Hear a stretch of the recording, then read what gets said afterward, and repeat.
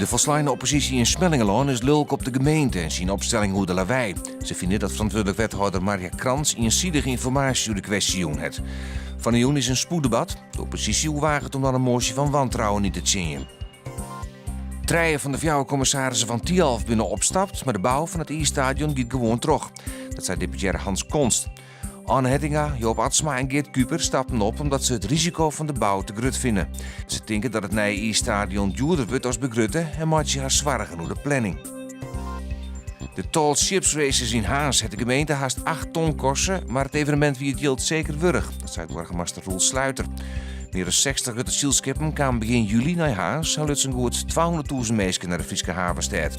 Het ruinerige waars waren voor minder mensen als de verwachte 300.000 bezoekers.